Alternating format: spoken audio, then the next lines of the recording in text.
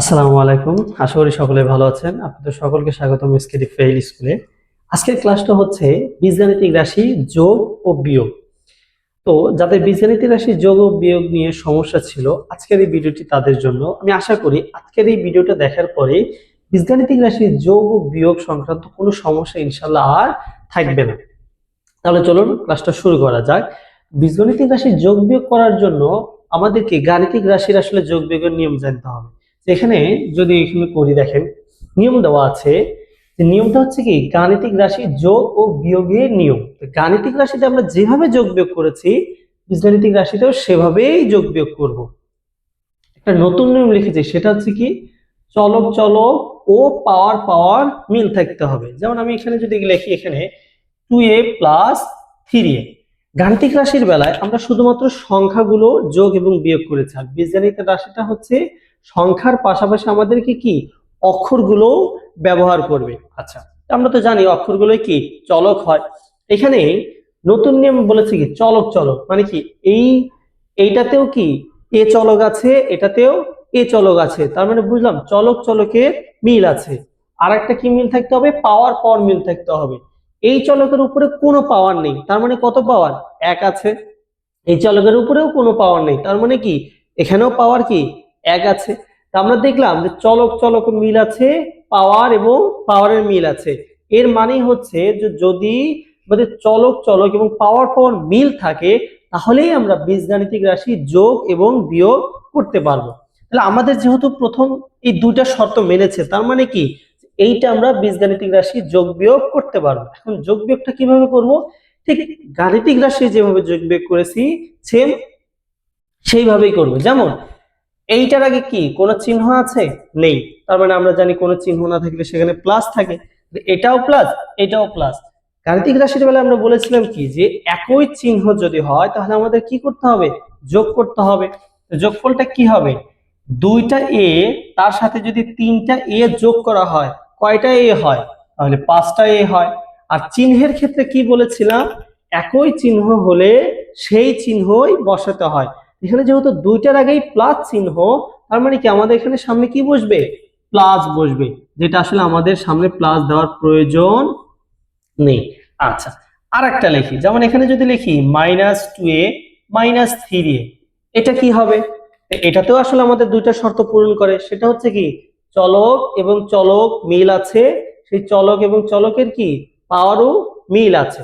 আচ্ছা, এটা যদি করি তাহলে এখানে কি হবে, এটার 2 এর আগে কি আছে, মাইনাস আছে, 3 এর আগে কি আছে, মাইনাস আছে। আমরা দেখলাম যে এখানে একই চিহ্ন আছে, একই চিহ্ন হলে আমাদের কি করতে হয়, যোগ করতে হয়। তাহলে তিনটা এ আর দুইটা এ মিলে কয়টা এ হয়, পাঁচটা এ হয়। এবার চিহ্ন কি বসাবো, আমরা জানি একই চিহ্ন হলে আমাদের কোন চিহ্ন বসাতে হয়, ওই চিহ্নই বসাতে হয়। তো যেহেতু দুইটাই মাইনাস, তাহলে আমাদের কি এখানে মাইনাস চিহ্ন বসবে। বুঝতে পেরেছি কথা? আচ্ছা, আরেকটা দেখা যায়, যেমন আমি যদি এখানে দেই 2a স্কয়ার -3a স্কয়ার, এইটা যদি দেই তাহলে কি হবে, এখানেও চলক এবং চলকের মিল আছে, প্লাস পাওয়ার এবং পাওয়ারের মিল আছে, তাহলে এটা আমরা আসলে যোগ বিয়োগ করতে পারবো। আচ্ছা, তাহলে এইটার ক্ষেত্রে 2a স্কয়ারের আগে প্লাস আছে, 3a স্কয়ারের আগে কি আছে, মাইনাস আছে। যেহেতু একই চিহ্ন না, আমরা তো জানি যে একই চিহ্ন না হলে আমাদের কি করতে হয়, বিয়োগ করতে হয়। তাহলে তিনটা স্কয়ার থেকে যদি দুইটা স্কয়ার বাদ দেওয়া যায়, কয়টা স্কয়ার থাকে, একটা স্কয়ার থাকে, তাই না? কারণ আমরা জানি যে এই ওয়ানটা আসলে দেওয়ার প্রয়োজন নাই, কারণ স্কয়ার দ্বারা কি বোঝায়, একটা বোঝায়, তাই আমাদের দেওয়ার প্রয়োজন, ওয়ান আলাদা করে দেওয়ার প্রয়োজন নেই। আচ্ছা, এবার চিহ্নটা কি বসাবো, যে আমরা জানি একই চিহ্ন না হলে বড়টার আগে যে চিহ্ন, সেই চিহ্ন বসাতে হয়। আমরা তো জানি দুইটা স্কয়ার বড় নাকি তিনটা স্কয়ার বড়, অবশ্যই তিনটা বড়, তাই বড়র আগে মাইনাস আছে, আমাদের এখানে মাইনাস চিহ্নটা আমি দিয়ে দিলাম। ঠিক আছে, আরেকটা যদি করি এরকম -2x স্কয়ার +3x স্কয়ার, এটাতে কি আছে, দেখলাম যে আসলে চলক চলকের মিল আছে, পাওয়ার পাওয়ারও মিল আছে, তাহলে এটাও আমরা কি যোগ বিয়োগ করতে পারবো। এখানে একই চিহ্ন না, একই চিহ্ন না হলে আমরা কি করব, বিয়োগ করব। 3টা x স্কয়ার থেকে 2টা x স্কয়ার বাদ দিলে কি হয়, একটা x স্কয়ার। তো 1 তো আসলে লেখার প্রয়োজন নাই, শুধু x স্কয়ার দিলেই বোঝা যাবে যেখানে একটা x স্কয়ার আছে। এবার একই চিহ্ন না, তাহলে আমাদের সামনে চিহ্ন কিভাবে বসাবো, যে বড় সংখ্যার আগে যে চিহ্ন ওই চিহ্ন বসাতে হয়। বড় সংখ্যা কি 3x², তার আগে প্লাস আছে, এখানে প্লাস হবে, যেটা আমাদের দেওয়ার প্রয়োজন নেই। আচ্ছা, এখন কথা হচ্ছে স্যার আপনি তো এখানে দুইটা সংখ্যা বা দুইটা পদ দিয়ে করাই দিলেন, এখন যদি এরকম হয় তিনটা পদ থাকে বা চারটা থাকে বা পাঁচটা থাকে তাহলে কি করব? আসলে এই দুইটা পদ থাকলে যেভাবে আমরা করব ঠিক তেমনি চারটা পাঁচটা দশটাও যদি থাকে সেম নিয়মেই করব। বুঝতে পেরেছি কথা? এই নিয়মের বাইরে আর কোনো বীজগাণিতিক রাশি যোগ বিয়োগের নিয়ম নেই। এবার কথা হচ্ছে যদি এরকম হয় যে আমাদের এখানে 2a² আছে, হ্যাঁ দিলাম, হচ্ছে পরে -3x², এইটা দিলাম, আসলে এটাকে আমরা যোগ বিয়োগ করতে পারবো? আচ্ছা, এইখানে পাওয়ার আর পাওয়ার কিন্তু মিল আছে, হ্যাঁ, কিন্তু চলক এবং চলকের মিল নেই। যদি আমাদের এই দুইটা শর্তই পূরণ না করে তাহলে আমরা যদি আমাদের দুইটা শর্তই পূরণ না করে তাহলে আমরা কি যোগ এবং বিয়োগ করতে পারবো না। আমরা বীজগাণিতিক রাশি যোগ বিয়োগ তখনই করতে পারবো যখন দুইটা চলকও মিল থাকবে এবং সেই চলকগুলোর পাওয়ারও মিল থাকবে। আচ্ছা, যদি এরকম থাকে যে এরকম আছে যে 2x আছে -3x² আছে, এটাকে আসলে আমরা যোগ বিয়োগ করতে পারবো না, আসলে এটাও আমরা যোগ বিয়োগ করতে পারবো না। কেন পারবো না? এখানে চলকের মিল আছে কিন্তু এখানে এই x এর পাওয়ার হচ্ছে 1, এই x এর পাওয়ার হচ্ছে 2, যেহেতু আমাদের পাওয়ার মিল নেই, পাওয়ার মিল নেই, তাহলে এটাও কি আমরা যোগ বিয়োগ করতে পারবো না। বুঝতে পেরেছি কথা? আচ্ছা, এইবার এরকম আছে যে 2x plus 3x minus 4x plus 5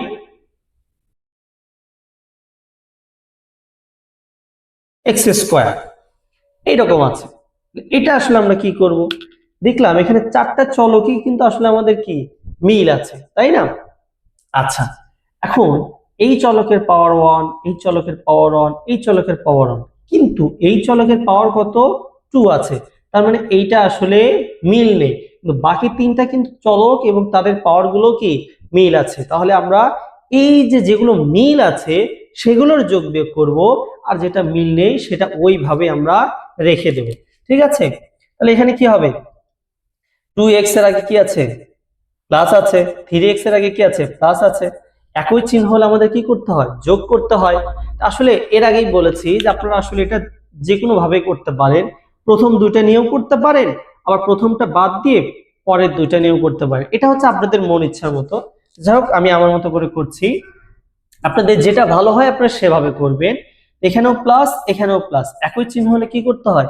যোগ করতে হয়। 3টা এক্স আর হচ্ছে কি 2টা এক্স, কয়টা এক্স হবে? 5টা এক্স। একই চিহ্ন, দুইটাই প্লাস, একই চিহ্ন, তাহলে কি ওই চিহ্নই বসাতে হবে, কিন্তু আমাদের বসানোর সামনে প্লাস বসানোর প্রয়োজন নেই। তাহলে এখানে -4x এর কাজ করি নেই, তাহলে এটা রেখে দিলাম। আর এটার কাজ তো আমরা করতেই পারছি না, তাহলে এটাকেও আমাদের ওইভাবেই রেখে দিতে হবে। ঠিক আছে? আচ্ছা, এইবার 5x এর আছে আগে কি আছে? প্লাস আছে। 4x এর আগে কি আছে? মাইনাস আছে। তা আমরা জানি একই চিহ্ন না হলে আমাদের কি করতে হবে? বিয়োগ করতে হবে। 5টা x থেকে যদি 4টা x বাদ দেওয়া যায়, কয়টা x থাকে? একটা x থাকে, তো 1 তো লেখার প্রয়োজন নেই, x লিখলেই বোঝা যাবে শুধুমাত্র আমার ওখানে একটা x আছে। আচ্ছা, এইবার চিহ্ন কি বসাবো? 5x এর আগে ছিল প্লাস, 4x এর আগে ছিল কি মাইনাস, একই চিহ্ন না। একই চিহ্ন যদি না হয় তাহলে বড় সংখ্যার আগে যে চিহ্ন ওই চিহ্নই বসাতে হয়। বড় যেহেতু 5x, তার আগে কি আছে? প্লাস আছে। এখানে আমাদের x এর আগে কি বসবে? প্লাস বসবে, যেটা আসলে বসানোর প্রয়োজন নেই। আচ্ছা, আর এটার কাজ তো আমরা করতে পারিনি, তাই ওইটা ওইভাবেই রেখে দেব। ঠিক আছে, এইখানে হচ্ছে আমাদের অ্যান্সার।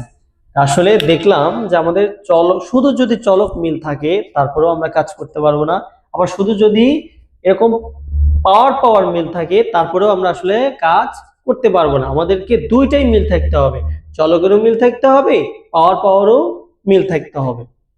আচ্ছা, এই ছিল হচ্ছে বীজগাণিতিক রাশি যোগ এবং বিয়োগের নিয়ম। এর বাইরে বীজগাণিতিক রাশি যোগ এবং বিয়োগের আর কোনো নিয়ম নেই। আপনারা যদি আজকের এই ভিডিওটা দেখার পরে বাসায় বসে একটু প্র্যাকটিস করেন, 5টা 10টা বাসায় প্র্যাকটিস করেন, আশা করি বীজগাণিতিক রাশি যোগ বিয়োগ সংক্রান্ত যে কোনো সমস্যা আপনাদের ইনশাআল্লাহ আর হবে না। বীজগাণিতিক রাশির যোগ বিয়োগটা আসলে আমাদের বিভিন্ন রকম ক্যালকুলেশনে লাগে, যেমন আমাদের মান নির্ণয় করি বা যেখানেই যাই না কেন, দেখা যাচ্ছে কি যে আমাদের এরকম যোগ বিয়োগ করতে হয়। আমরা আসলে যদি সঠিক নিয়মটা না জানি, তাহলে ওই অঙ্কগুলো করতে গিয়ে আমাদের আসলে ঝামেলায় পড়তে হয়। আশা করি আজকের এই ভিডিওর পরে বীজগাণিতিক রাশির যোগ বিয়োগ সংক্রান্ত কোনো সমস্যা ইনশাআল্লাহ আর আপনাদের থাকবে না। আশা করি ভিডিওটা আপনাদের ভালো লেগেছে। দেখা হবে ইনশাআল্লাহ পরের কোনো ভিডিওতে। আসসালামু আলাইকুম ওয়া রাহমাতুল্লাহ।